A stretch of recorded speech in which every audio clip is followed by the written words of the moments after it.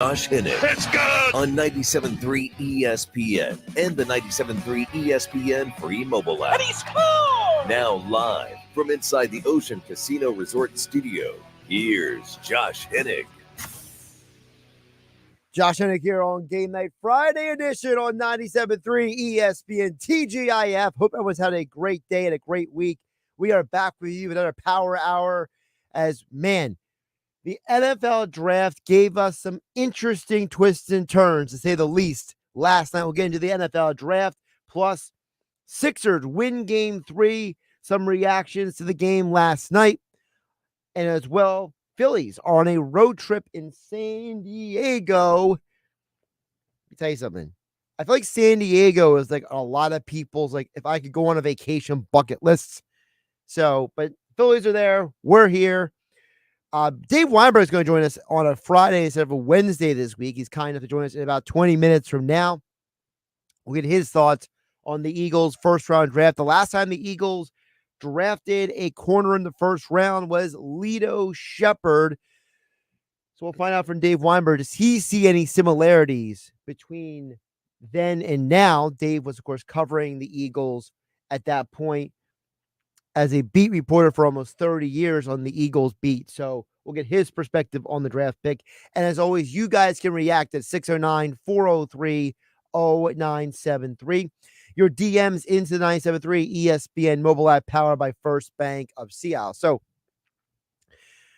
before we get to the Eagles stuff, because I got so much to say about the NFL draft last night, I got to talk about the Sixers win because it's a playoff game. And last night was such an important game for Philadelphia. And I can't get out of my head now that you literally had a game last night where Joel Embiid didn't just play on basically one leg for all intents and purposes. He also now, we have come to find out, has been playing the last couple weeks with what Adrian Wojnarowski reported is a mild case of Bell's palsy. Now, I am not a medical expert, okay? But I have heard from two different people in the medical field who have told me, and maybe at some point I can get some more clarification about this at another point in time. But from what I understand, this is something that can be induced by stress. And it is something that, well, Embiid is obviously getting the best medical care possible. I thought that it was very telling for Embiid to admit last night about what he's been dealing with and how long he has been dealing with this issue. I think he started the day or two before the Miami game, and I had bad migraines and thought it was nothing. But usually I don't like to check it out, but for some reason I ended up having to tell somebody. And yeah, that's why that Miami game, I was just not feeling it. And then obviously lately I'm sure if you Google the symptoms, you know what it is. Yeah, it's pretty annoying, with, my left side of my face, my mouth and my eye. So yeah, it's been tough, but I'm not a quitter. So got to keep fighting. Some really interesting insights from Joel. So, there have been comments about what's going on with his face, what's going on with his eye. Now we got a better idea of what is going on with Joel. And, for whatever caused this to happen, again, I haven't dug too deep into it, but from what I understand from the people who I've talked to in the last 20 hours, basically, this issue usually resolves itself in a few months, but it's not something that happens overnight. So knowing what we know now, that Joel has been dealing with this, it kind of makes more sense why his body language has been what it's been over the last couple of weeks. It also makes last night's game even more impressive. The man scored 50 points, dealing with basically a partial paralysis on one side of his face. a jacked up knee that is not fully recovered. And honestly, the way things are going may never fully recover because he didn't take the maximum amount of time to get better. And then on top of all of that, his teammates did him no favors. I think that is the biggest problem I had with the game last night. If you watched the rest of the NBA, one of the things that you saw yesterday was the Denver Nuggets had pretty much their entire starting lineup go off on the Lakers last night. For whatever reason, the Sixers can't have anyone except for one guy. And I think that is what's frustrating because Joel Embiid is out there, jacked up knee, Bell's palsy, scoring 50 points, and Tobias Harris is basically giving you next to nothing. You can't expect too much from Kyle Lowry. He's an older player at this point. And now you're basically looking around asking somebody else to show up. And finally, Kelly Oubre gave you something last night. And I think that was a huge part of the game last night to me, which was Joel Embiid scored 50, Maxey scored 25. But man, for Oubre to go out there and actually give you 15, I think was a huge part of what this team needs moving forward. They got to have a third guy in some capacity step up. You know, I mentioned the Nuggets. They had 4 starters score at least 20 points last night. Not 1, not 2, not 3, not 4, right? They used LeBron, you know, the LeBronism from years ago. But seriously, the Sixers had 2 guys score at least 20 points last night. Can you imagine being an NBA team and having 4 guys in a playoff game score over 20 points? That is the huge difference right now for the Sixers. They are desperate to get 15 from Oubre. And moving forward, you can't expect Joel Embiid to score 35 to 50 points a night. The dude is an amazing superstar. He's doing it in the most... I still can't believe he's doing what he's doing. It's absolutely incredible. And as we got right now behind me, Damian Lillard's going to the locker room with looks like he might have jacked up his entire ankle there as the Pacers are dominating the Bucks. This is an example of why building a team matters. Because you look at the Bucks, no Giannis, no Lillard, nobody expects them to win now. They have as much of a chance as I have of playing in the NBA of winning this game. Okay? It is absolutely impossible for the Bucks to win without already one superstar, without 2. Meanwhile, the Pacers, they are hustling, they are grinding out there. And back to the Sixers, this is why you need the rest of the team to step up. Because Joel is doing everything he possibly can. You can't expect the superstar to do everything. The reason why the Pacers acquired Pascal Siakam is for games like this. So Tyrese Halliburton isn't by himself on the floor. The Pacers built this team with the idea that it's going to take more than 2 guys, right? The Sixers need more than Embiid and Maxey out there. And that's why, to me, Oubre last night was such a huge, huge part of this. You needed someone else to step up. And how about campaign? Can we give a hat tip? The campaign, a little slow clap for Cam. The dude just came out and just started banging threes. Absolutely incredible performance by Embiid, but you got to give the credit to the other team as well. It is absolutely wild watching Embiid. Hopefully 2 more days off gives him what he needs. Joel needs a couple more days to just decompress, relax, and be ready to win Game 4 this Sunday at 1 p.m. on 97.3 ESPN. We'll get to your text in just a minute, 609-403-0973. I wanted to play really quick. Sal Palantonio was on with Mike Gill in the Sports Bash earlier, and I thought what Sal said was such a big deal because I liked the Quinyon Mitchell pick last night, But I think that there's another side to this. I've been asking this question for months, and ESPN Sal Palantonio answered it for me with Mike Gill on the Sports Bash earlier today. I like the fact that he is a straight arrow. Every scouting report that I have seen about him says he's a true gentleman, very coachable, very tough-minded. This smells, feels, and tastes like a Vic Fangio pick. This guy is from the old school mold, Quinyon Mitchell. This guy, he said, can be coached.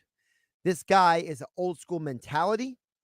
He said this is a Vic Fangio pick. And this is the question I've been asking for a long time. I am going to enter this season because no one has convinced me of this otherwise. I've asked Mike Gillis on the Sports Bash. I've asked Billy Schweinmus on the Locker Room. I've asked anyone who would give me the time of day to ask this question. And I'll keep asking it because I haven't got a good answer against it. Vic Fangio is calling the shots here. This defense is being recalibrated in the image that Vic Fangio wants. Quinyon Mitchell is here purely because Vic Fangio says, give me that guy. I can coach him. The Eagles have not drafted a cornerback in the first round of the draft since Lito Shepherd. And knowing that it's been that long tells you that there is Vic Fangio in the Eagles' ear saying, this is the guy. And I can't get out of my head the idea that this guy is going to be productive because of Vic Fangio. I think Fangio is going to not just remake this defense, and it's not just going to be better next year. I don't think we fully appreciate how much better it's going to be. Because Mitchell has one major difference than the other corners who were available, the other top corners in this draft. While Terry and Arnold and Kool-Aid McKinstry played a lot of zone at Alabama, Quinyon Mitchell played a lot of off-ball corner. He did not play a lot of zone. Now, he didn't play a lot of press man corner either, but he played a lot of man. He played a lot of facing the other guy.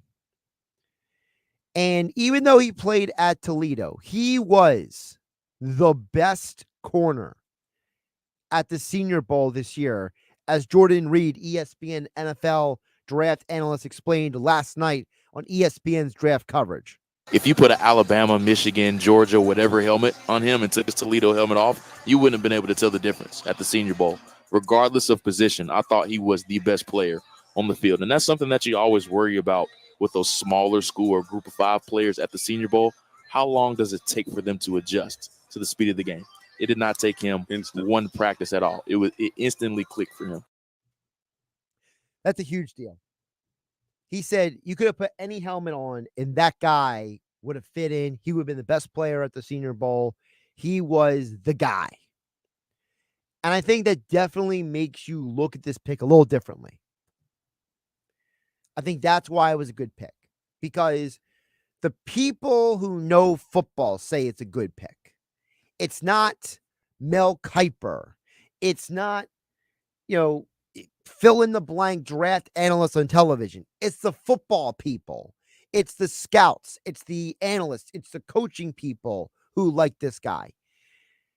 And I think that is the reason why Eagle fans should be happy with the pick. 609-403-0973. A couple texts before we hit the break. Steve from Ventnor says, Josh, I love the pick of Mitchell for some of the same reasons that you said. I think the Eagles should stay put and draft either Nubin or Jaden Hicks in the second round. Two big physical safeties, and then Cooper or Peyton Wilson at linebacker. I like the nostalgia, Trotter Jr., but we need a bigger type of linebacker to complement Nakobe Dean. That's from Steve in Ventnor. Steve, I'm with you, kind of. I like Wilson, but I got to admit, I had a conversation with somebody earlier today. I like Michigan's Colson more than Cooper. I think Colson at 250 might be the best coverage linebacker available in this draft. He's a big guy, but he's great in coverage. I think he's very physically gifted. I think he's got the size and the ability to go out there and do the job. I love him if you can get him. Again, my only problem, Cooper's not a bad player. I just don't. Every game I watch Texas A&M, and every time I go back and watch film of him, he doesn't pop the way I want him to. He doesn't flash the way I want him to. He feels underwhelming at times. Whereas Colston, I feel like that dude is a stud. Like every time I've watched the Michigan game, every time I watch tape of him, I feel like he pops off the screen. That's why I like him more than Cooper. And then Jeff from Ocean City chimes in and says, Josh, I can accept nothing else but a Sixers Celtics by the Eastern Conference this year. And B might only have 2 great years left in him with his broken body. Sixers can't waste this run. I trust Nick Nurse, but thanks for nothing, Tobias Harris. That's from Jeff in Ocean City. Yeah, it's this is where the psychology of the game comes in. People like Tobias Harris drive me nuts. I don't understand how you can be that much of a veteran, that experienced, playing in a contract year, hitting in free agency, and you look like you have almost no motivation to do anything. You know, Nicholas Batum looks like he gives more effort in a quarter than Tobias Harris gives in a game at times. Last night, the Sixers actually out-rebound the Knicks. Okay? The Knicks had 32 rebounds last night. The Sixers had 36. Only 5 of them were Tobias Harris.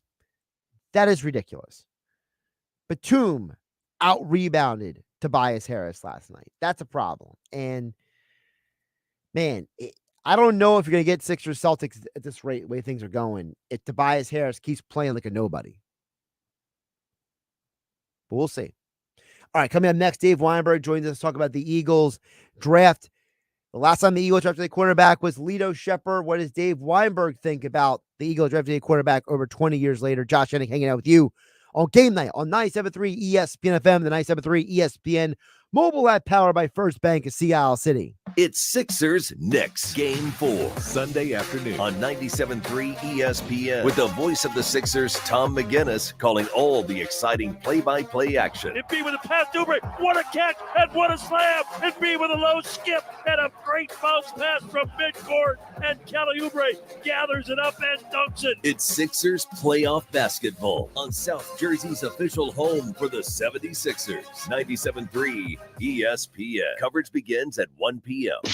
A healthy weight, more energy, and smooth, regular bowel movements. 3 things everyone strives for. It's me, Chuck Norris. There's one really important thing we don't talk about enough: our health. Achy joints, digestive issues, weight gain, and fatigue. We're told these are normal signs of aging. So working with a team of health experts, we came up with Morning Kick. Morning Kick is a revolutionary formula combining 10 different supplements in one. Probiotics that help you lose weight, prebiotics for digestion, superfoods for muscles and joints, and several of the most powerful anti-aging supplements on earth. It'll help you feel youthful, energized, focused, and help manage stress. Anybody can achieve great health regardless of their age. Go to roundhouseprovisions.com. Use code SUPPORT or text SUPPORT to 511-511 and claim 40% off today. Every purchase comes with our 90-day money-back guarantee. Text SUPPORT to 511-511. Morning Kick. These statements have not been evaluated by the FDA. This product is not intended to diagnose, treat, cure, or prevent any disease. Tax fees may apply. O'Reilly. Check engine light on? Take the guesswork out of your check engine light with O'Reilly Veriscan. It's free and provides a report with solutions based on over 650 million vehicle scans verified by ASE certified master technicians. And if you need help, we can recommend a shop for you. Ask for O'Reilly Veriscan today. O'Reilly Auto Parts. Family Talk with Straight Talk. You give and you give. It's time to get with Straight Talk Wireless. You get a reliable 5G network and unlimited data, and you get to choose who joins your family plan starting as low as $25 a line. Does it have to be family? It can be family or people you like. Get more lines and more savings. Switch to Straight Talk for family plans starting as low as $25 a line per month for 4 lines. Find us at Walmart and straighttalk.com. For network management practices, visit straighttalk.com. Family plan discount with 4 lines, all on the Silver Unlimited plan. Taxes and fees apply. Get in zone, AutoZone.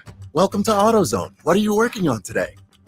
Thinking about gas mileage. A bottle of Chevron Techron Complete Fuel System Cleaner can help your engine get more MPGs. Right now, when you buy one bottle, you can get one bottle free. A great deal to help you go a great deal farther.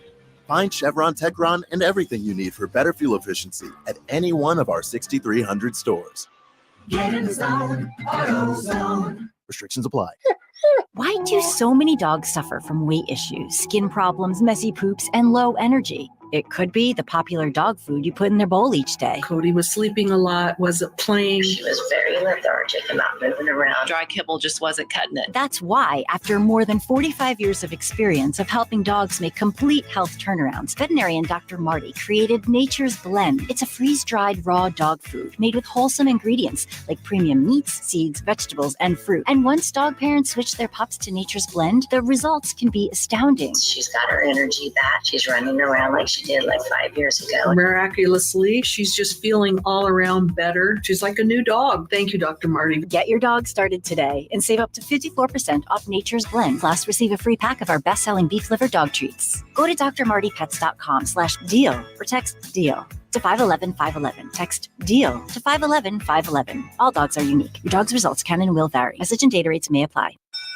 Something good to know from First Bank of Sea Isle City. We have all of today's innovative banking products just like the big banks, but we offer something they can't.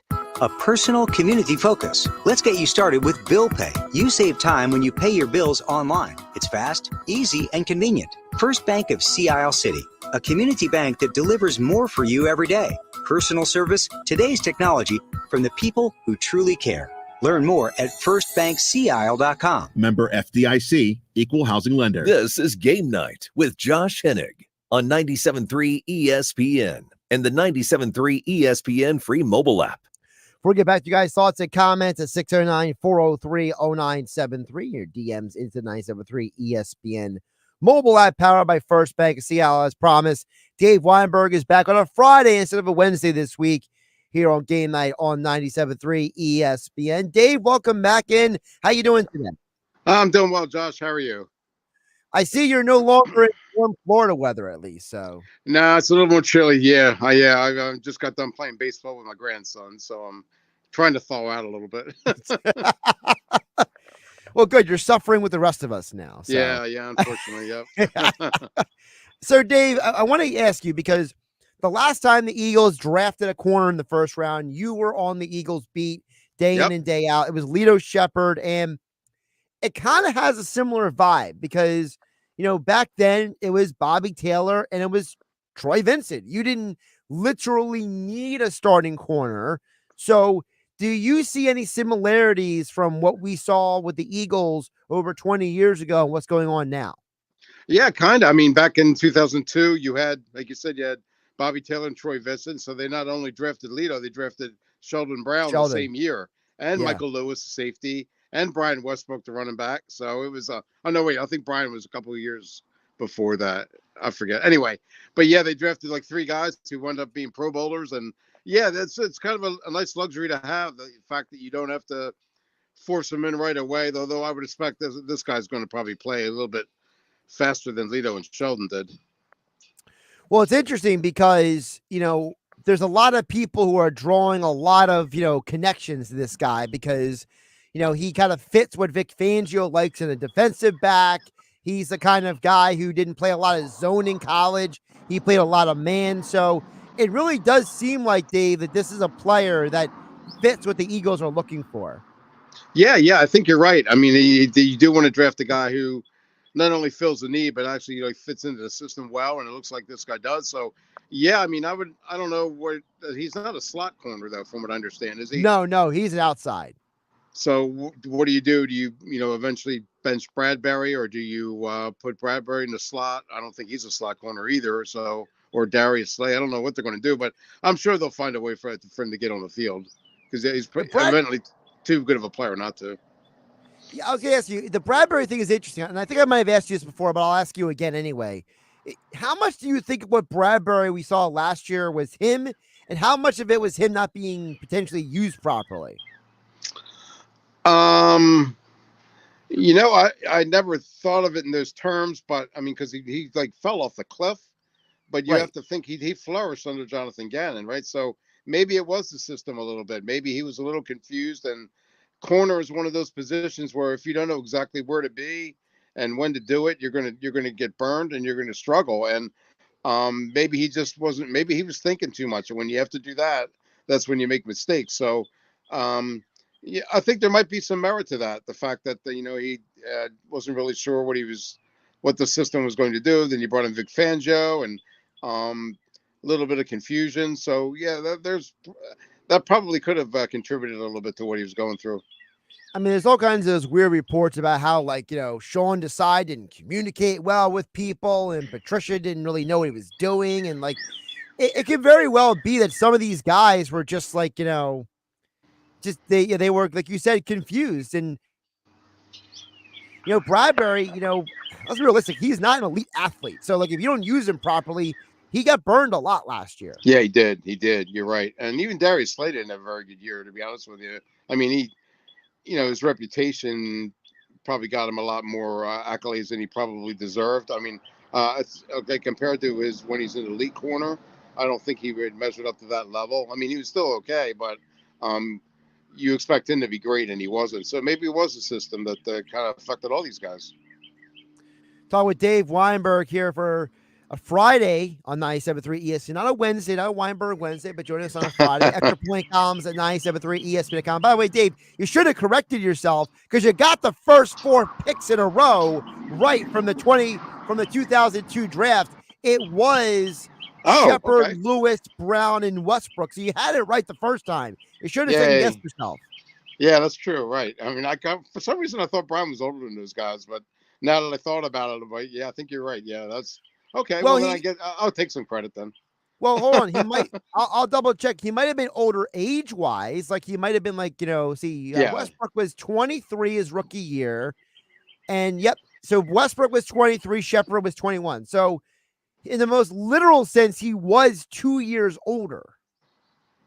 Okay. All right. I'll go with it.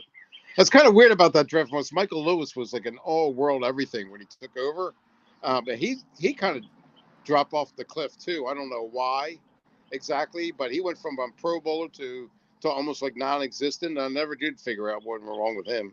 But I mean, Lito and Sheldon they were elite corners for a long time. Yeah. So their rookie years, Westbrook was 23. Michael Lewis was 22. Lito Shepard was 21. So he was literally older than them.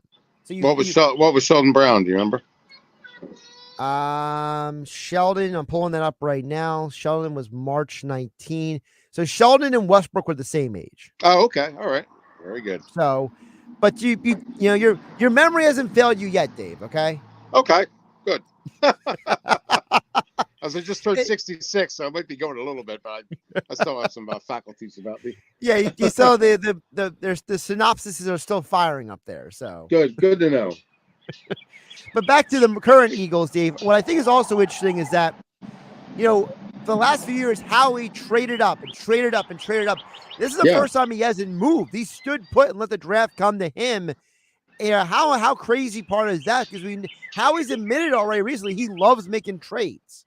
Yeah, I think he probably in the back of his mind, he probably wouldn't admit it, but I think he might have been prepared to make a move. But the fact that you had 6 quarterbacks taken in the first 12 picks, that I guess as that progressed and that went along, he's probably figuring, okay, I can just stay where I am here and get a pretty good player, one of the top, say 3 on my board, and that's exactly how it worked out. You saw this huge run at quarterbacks and a couple wide receivers, and next thing you know, the 22 was on the clock, and Eagles got the pick. Now, I asked that question for this reason, Dave, because with that being said, does Howie trade up in the second round to make up for him not trading up in the first round? Possibly. I mean, if there's a guy that he really likes. I mean, they don't have a 3rd round pick, do they? They don't have a 3rd. So maybe there's a scenario where he might want to get a 3rd round pick out of that. Maybe, I don't know if you trade 53. From what I understand, the history of the 53rd pick with them is pretty good. So maybe he swapped that 50, move down a little bit, and pick up a 3rd and for later tonight. I don't know.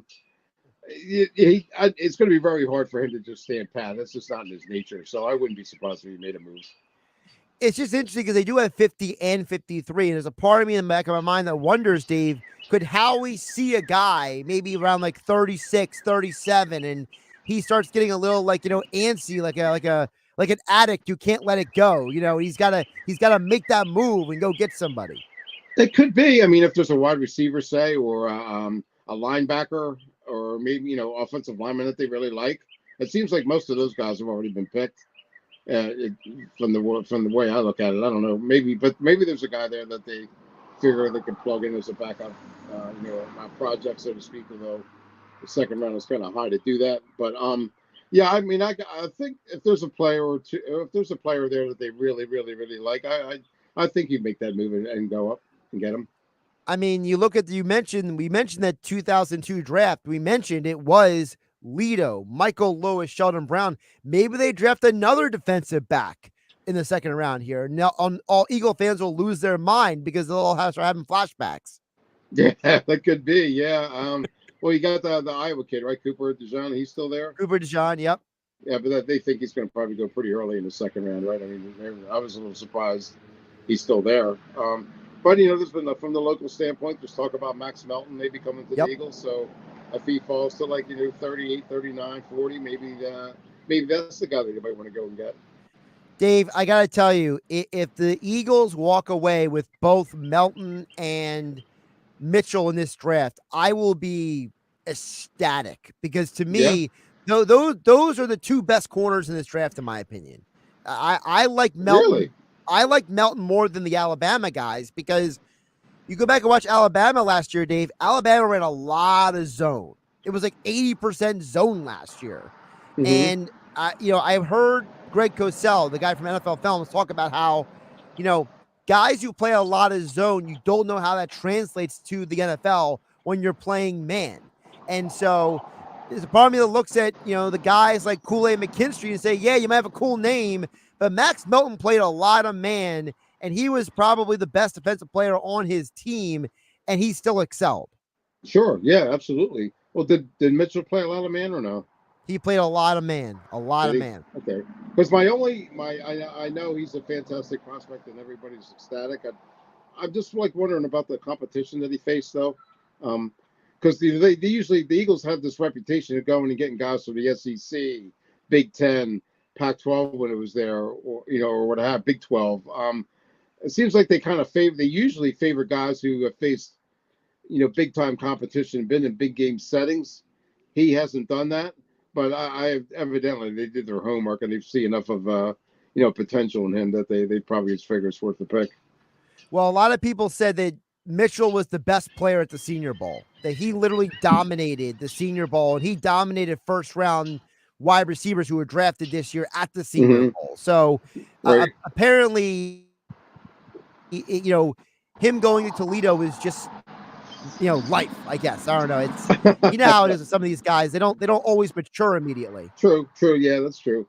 I mean, I don't mean to again throw a bucket of water in a cold water or anything, but I don't place a whole lot of weight on that stuff on the Senior Bowl and the combine. I just rather look at his tape and his film and see what he did during the season. That carries more weight for me, and to talk to the guy too. If you get a sense of what kind of character he has, what kind of personality he has, I think that weighs a lot too. And I know they're pretty sure they had him in for a visit, right? So I'm sure that probably convinced them more than anything that he was the right guy for them. If you believe the reporting out there, apparently this was a Vic Fangio pick. This was the guy that Fangio met with and liked. So because apparently he's very coachable.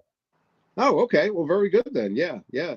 I'm a little surprised you would give that much power to a guy, to Vic Fangio. I mean, he hasn't been here all that long, but hey, Dave, but he's been around for a long time. So you remember 2016? Jim Schwartz came in here and he gave basically a laundry list.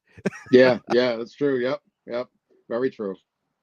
I mean, listen, and if that's the case, maybe we just give Howie credit for actually listening to people around him, and not just being, a stubborn guy.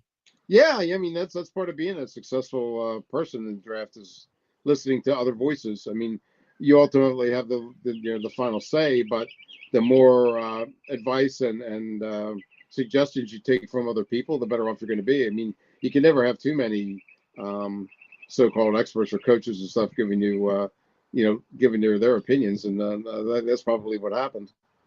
By the way, the best part for you, Dave, being a former Eagles beat writer, is that you didn't have to cover the Eagles last night because they had their press conference after 1 a.m. in the morning. So I can only imagine how all those guys feel waking up today being like, I hate this team. I hate this team. Yeah, because that's a sign that they're really good. The fact that they're picking that late. But yeah, it's I was saying that to my wife last night. I'm just so glad that I'm not doing this, on a full-time basis anymore. And the other thing that really that would have bothered me is the fact that you don't get to eat in the cafeteria anymore. I mean, they have the best food there, and they used to take a break. You used to be able to go over and get whatever you want, ice cream and steak and this and that, and now they do order out apparently. So I don't miss that at all. Yeah, definitely not. Dave Weinberg joining us here on Game Night on 97.3 ESPN. Extra point columns at 97.3ESPN.com. Before we move on for the Eagles, Dave, I wanted to ask you, is there a player that you came into this process that you, not named Max Melton, that you were like, I would like to see the Eagles walk away with that guy? Was there a guy like that for you this year? Not necessarily, no. I mean, the more I read and heard, I thought Cooper DeJean was going to be like the difference maker for some team. The way they were talking about it, he's such the dynamic player. He can do so much. He can play safety, corner, linebacker. He's a fantastic returner, apparently also. He was the guy that I thought maybe the Eagles would maybe even trade up to get.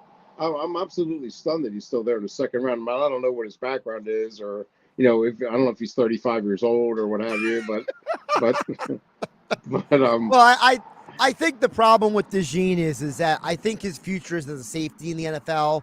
He doesn't have great. They talk about how the guys have tight hips. He didn't have great hips in college. He couldn't turn and run very well. That's why when he played corner, he played a lot of zone. But when he played safety, he played a lot of man. So you sound like a scout.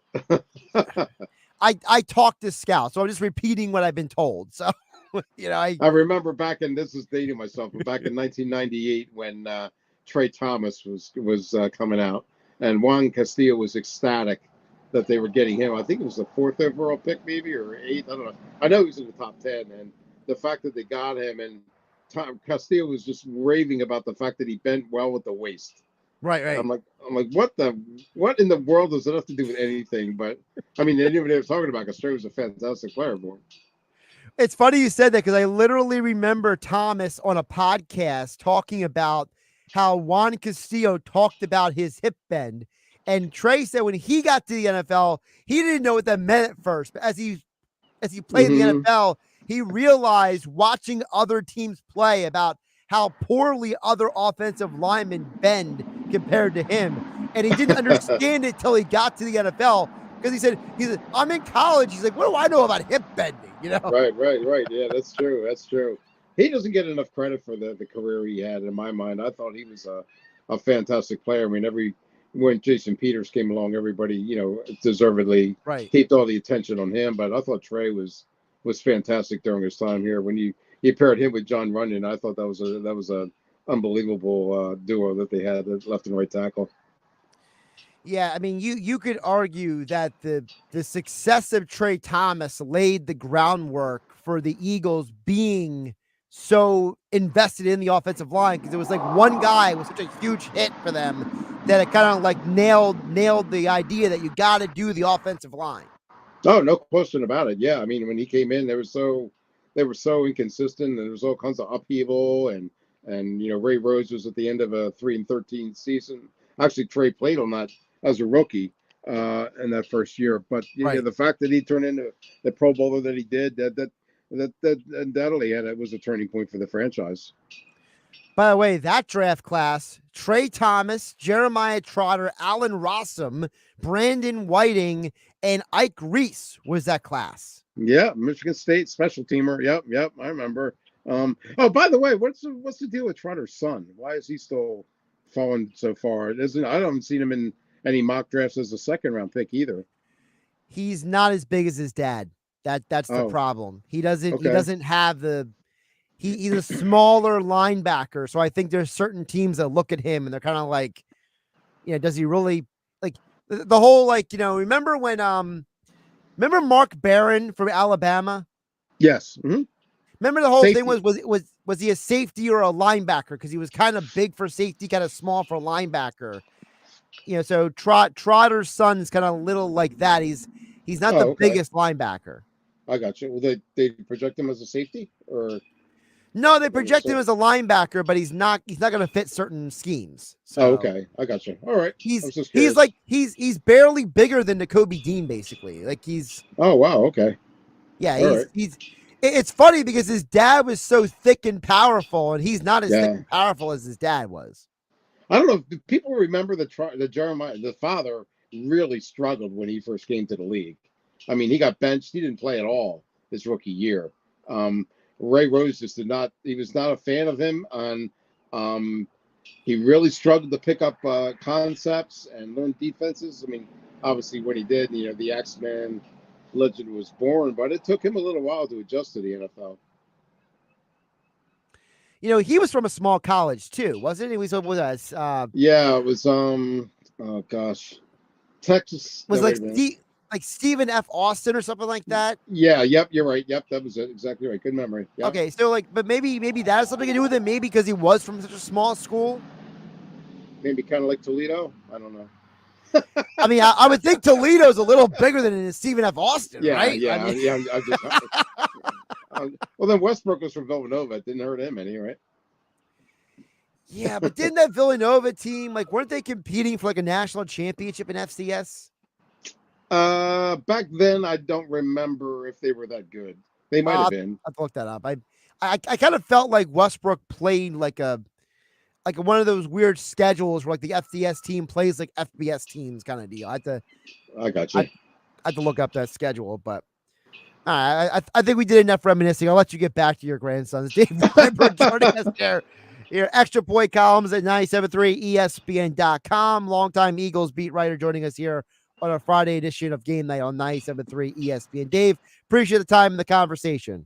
My pleasure, Josh. Anytime. We'll talk to you next week. Josh Hennig here on 97.3 ESPN. Dave will be back on his normal Weinberg Wednesday next week. This week, obviously, we had Michael Lombardi. He joined us on Wednesday, so Dave was kind enough to move over to a Friday this week, so we appreciate him doing that. All right, we'll check it back on the text board at 609-403-0973. Your DMs into 97.3 ESPN mobile app powered by Forest Bank. See how George from Summers Point will check in with you and more of your guys' messages coming up on 97.3. Josh Hennig hanging out with you on a Friday night, leading you up to NFL draft coverage. Rounds 2 and 3 coverage begins at 7 p.m. tonight on 97.3 ESPN. Hi, this is Billy Schwein from The Locker Room. I'm Dave Klemick, owner of Klemick Performance Method. Join us this Saturday as we broadcast live from the Bayfest in Summers Point from 10 a.m. to 12 noon. Stop by and get your official vertical leap tested and compared to the national averages, just like the NFL Combine. John Coyle from All Campus will be joining us with a great selection of pro and college hats for purchase. Come find us on Bay Avenue, Ketty Corner of the Summers Point Beach. It's The Locker with Billy Schwein, live from the Bayfest, Saturday morning from 10 a.m. to noon on 97.3 ESPN. I feel good. Dad, are you singing to your cereal? Yes, I am, like I knew that I would. No, a dance too? Come on, Ava. Silk almond milk starts the morning on a high note. Yow! Songs, dances, and dad jokes. So good. So good. I got you. Silk almond milk. With calcium, vitamins A, D, and E. Feel plenty good. Whether you own a local business or a global one, you're always looking for ways to position your operation to create opportunities and move on them faster. With Bank of America, you get access to experts, award-winning insights, and business solutions so powerful, you'll make every move matter. Locally and globally. Visit bankofamerica.com/banking for business to learn more. What would you like the power to do?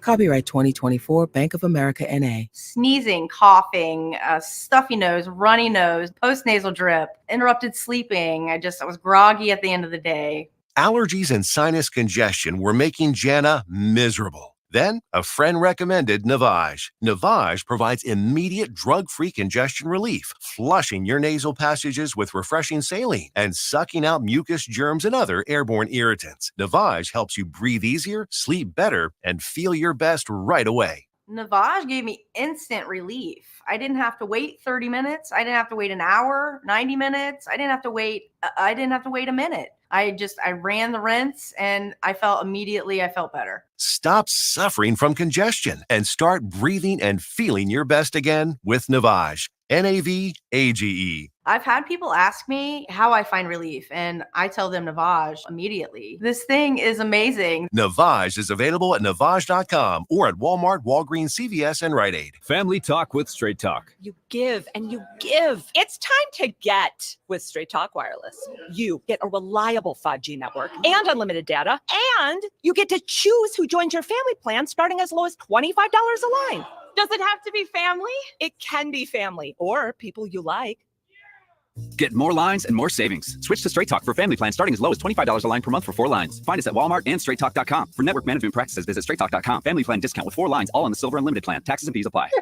Why do so many dogs suffer from weight issues, skin problems, messy poops, and low energy? It could be the popular dog food you put in their bowl each day. Cody was sleeping a lot, wasn't playing. She was very lethargic and not moving around. Dry kibble just wasn't cutting it. That's why, after more than 45 years of experience of helping dogs make complete health turnarounds, veterinarian Dr. Marty created Nature's Blend. It's a freeze-dried raw dog food made with wholesome ingredients like premium meats, seeds, vegetables, and fruit. And once dog parents switch their pups to Nature's Blend, the results can be astounding. She's got her energy back. She's running around like she did like 5 years ago. Miraculously, she's just feeling all around better. She's like a new dog. Thank you, Dr. Marty. Get your dog started today and save up to 54% off Nature's Blend. Plus, receive a free pack of our best-selling beef liver dog treats. Go to drmartypets.com/deal or text DEAL to 511-511. Text DEAL to 511-511. All dogs are unique. Your dog's results can and will vary. Message and data rates may apply. Lowe's knows pros need the right tools for every job. That's why we sell the largest in-store selection of Klein tools anywhere. Find new items launching exclusively at Lowe's, like the self-leveling laser level for just $159.98. Plus, shop the Connect socket set for just $49.98. Get Klein tools in-store and online today, because Lowe's knows tools. Lowe's knows pros. A healthy weight, more energy, and smooth, regular bowel movements. 3 things everyone strives for. It's me, Chuck Norris. There's one really important thing we don't talk about enough: our health. Achy joints, digestive issues, weight gain, and fatigue. We're told these are normal signs of aging. So working with a team of health experts, we came up with Morning Kick. Morning Kick is a revolutionary formula combining 10 different supplements in one. Probiotics that help you lose weight, prebiotics for digestion, superfoods for muscles and joints, and several of the most powerful anti-aging supplements on earth. It'll help you feel youthful, energized, focused, and help manage stress. Anybody can achieve great health regardless of their age. Go to roundhouseprovisions.com. Use code SUPPORT or text SUPPORT to 511-511 and claim 40% off today. Every purchase comes with our 90-day money-back guarantee. Text SUPPORT to 511-511. Morning Kick. These statements have not been evaluated by the FDA. This product is not intended to diagnose, treat, cure, or prevent any disease. Tax fees may apply. Something good to know from First Bank of Sea Isle City. We have all of today's innovative banking products just like the big banks, but we offer something they can't. A personal community focus. Let's get you started with Bill Pay. You save time when you pay your bills online. It's fast, easy, and convenient. First Bank of Sea Isle City, a community bank that delivers more for you every day. Personal service, today's technology, from the people who truly care. Learn more at firstbankseaisle.com. Member FDIC, equal housing lender. Now, more Game Night with Josh Hennig on 97.3 ESPN and on the 97.3 ESPN free mobile app, powered by First Bank of Sea Isle City. We'll get back to your text board messages. I see George in Summers Point, Tom from Margate. Get to both of your messages coming up at 609-403-0973. Your DMs into the 97.3 ESPN mobile app, powered by First Bank of Sea Isle. The Phillies are on the West Coast. Their lineup just came out about a half hour ago. I was talking with Dave Weinberg. The Phillies lineup versus the Padres tonight is being brought to you by Clark's Moving and Storage, located in Rio Grande. Moving is a breeze with Clark's Moving and Storage. Schwarber, Turner, Harper, Bohm, Real Muto, Marsh, Castellanos, Stott, Rojas. So it looks like this is a new lineup moving forward. And I got to be honest, I like the lineup a lot. I think that this lineup does two. There are two big takeaways from this lineup that I like the most. Number one, I think right now Bohm is one of your hottest hitters. So, and the most consistent guys the entire year. So he's consistent. He's going out there. He's giving you the at-bats that you need. And I think that he's probably better equipped right now to be the 4-hitter than Real Muto. Well, Realmuto is playing better than he did last year. I don't think that he is good enough to be a consistent 5-hitter at this point. And moving Marsh up in the lineup, I think, is a big deal. I think Marsh is having an all-star caliber season he's on pace to have. And I think that putting him ahead of Castellanos, and now you sandwich Castellanos between the two lefties. Now, you ask a little less of Nick Castellanos. You let the lefties kind of offset whatever his issues are. And Stott, what he can do is he can be a guy who can get on base ahead of Rojas or bat in any runners left on base that Castellanos is too ill-equipped to do. So I like this lineup. I also like the fact that you get no more lefties back-to-back in the lineup. I hate when they do that.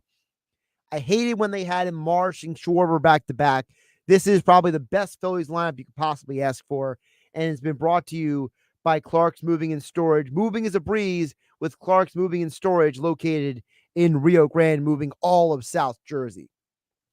All right, over to the text board. George at Summers Point chimes in and says, hey, Josh, I agree with what you said about the Sixers. If nothing else, Embiid's Bell's palsy and his nagging knee issues are a major distraction for him to overcome. It shows that he is one of the few Sixers that really has heart and essentially carrying the team along with Maxey this playoff series. I'm disgusted with Hield and the rest of this non-existent bench. That's from George at Summers Point. Yeah, George, Hield and Harris both perplex me because you would think that two guys who are going to be free agents would go out there and want to put out a good resume. You know, you want to go out there and show other teams, hey, this is why you should give me a free agent contract. This is why you should sign me. And they're both doing a very bad job at getting people to be interested in them, you know, how should be interested in signing them. Like, why would you want to sign them? By the way, I just saw Caitlin Clark. I think she's got a better throwing arm than half the NFL because she is no t-shirt cannon chucking t-shirts into the crowd. And she's doing a better job than some NFL players would do. This girl's a phenomenal athlete. She's at the Indiana Pacers Bucks playoff game. By the way, Damian Lillard came back in that game, so I guess he's not as banged up as he looked when he first fell down, was hobbling off the court. But Pacers holding serve right now in that game at halftime against the Bucks. Tom from Margate chimes in at 609-403-0973. He says, Josh, I went to the Sixers game last night. Joel Embiid carried the team, and Campaign got hot at the right time. We think about the Sixers pushing the Knicks to the 7th game. Happy Friday, Tom from Margate. Tom, I think they can pitch the Knicks to a game 7 for two reasons. One, if they can replicate in any way offensively what they did last night, I don't mean the Embiid 50 points. I mean the Oubre getting 15. You know, maybe Embiid doesn't have to score 50 if Harris and Hield, as George from Summers Point, decide to show up a little bit. Maybe it's somebody else. You know, maybe it is Nicholas Batum having another, you know, three-pointers off the bench kind of game. Somebody else has got to show up. And as long as someone else can show up the rest of the series, that's going to be the key. Because for whatever reason, this Knicks team seems to be able to play the kind of defense that really frustrates some of these Sixer players. They got to break through that. They got to get in these guys' faces. They got to maybe, you know, push off a little bit, do something, because you're right. Embiid and Maxey can't just carry this team all the time. And you're right. Campaign had a big moment last night, Tom from Margate. Those bang, bang threes in a row. Maybe give him more playing time. Maybe tell Buddy Hield to take a long walk on a short pier and put Campaign in there a little more often. The problem with Payne is that his defense is not the best. So he's not going to give you a great defensive effort out there. So that's my only concern with Cam Payne at this point. Because you don't want to play too much of him and Lowry together because they don't have the athleticism to keep up with. And by the way, you saw Jalen Brunson have a much better game last night. That was my concern going into the game. I asked Austin Crowell last night, our Sixers insider. I told Austin, I was like, Brunson can't be stopped the entire game. And you saw it last night. You saw that Brunson had a big game and that it was actually DiVincenzo who had the down game, it seemed like last night. So we'll see if they can keep it up. But I think they can. If the Sixers can win on Sunday at 1 p.m., Tom McGinnis on the call right here on 97.3 ESPN. If Sixers win that game, you get a best-of-3 series. And now all you got to do is win 1 out of 2 in New York. If you win all your home games, all you got to do is win 1 out of 2 in New York. And considering they should have won game 2 and they could have won game 1, I don't see why not. All right, thanks everybody for the text. Thanks Dave Weinberg for joining the show. Thanks to all of you listening on 97.3 ESPN FM and 97.3 ESPN Mobile. I will be back tomorrow morning with Billy Schweim in the locker room. We will be live over at Bayfest. Me, Billy Schweim, and Dave Clemick will all be hanging out there at Bayfest. So if you're in the area, you're going to go to Bayfest, stop by and say hi tomorrow morning. We'll be hanging out there here on 97.3 ESPN. Have a great night, everybody. Tomorrow on ESPN Radio. Bounce pass to Jokic to the right elbow. Turns off the dribble. Shoots and scores. Up 3-0. Nikola Jokic and the Denver Nuggets look for the round 1 sweep of LeBron and the LA Lakers. Will they survive? Over LeBron James halfway down the paint. It's too easy. This is danger time for the Lakers. Game 4, the Nuggets and Lakers. Coverage begins tomorrow at 8 Eastern with tip-off at 8:30 Eastern. Listen to the NBA playoff basketball on 97.3 ESPN. You have the choice, whether it's going out to dinner or ordering takeout at a local restaurant or buying that new outfit from a local boutique. Those choices help to put money back into your community. Town Square Media South Jersey proudly puts a spotlight on local businesses. First Bank of Sea Isle City, Cape May County's community bank. Philly Marble and the Philly Marble and Tile Outlet, Philadelphia Avenue and Route 30 in Egg Harbor City. Visit phillymarble.com. Jenkins Plumbing and Heating. Call Jenkins for heating and air conditioning installation, service and maintenance, plumbing, or drain cleaning service. 609-641-6440 or jenkinsplumbingandheating.com. The Nizam's authentic Indian cuisine. They are waiting to serve you. Dr. Lyle M. Back. For everything from skincare to cosmetic surgery, go to ILoveLyleBack.com. And J&M Elite Contractors Roofing and Siding. Check out their great reviews at jmelitecontractors.com. Thank you for supporting your local businesses from Town Square Media, South Jersey.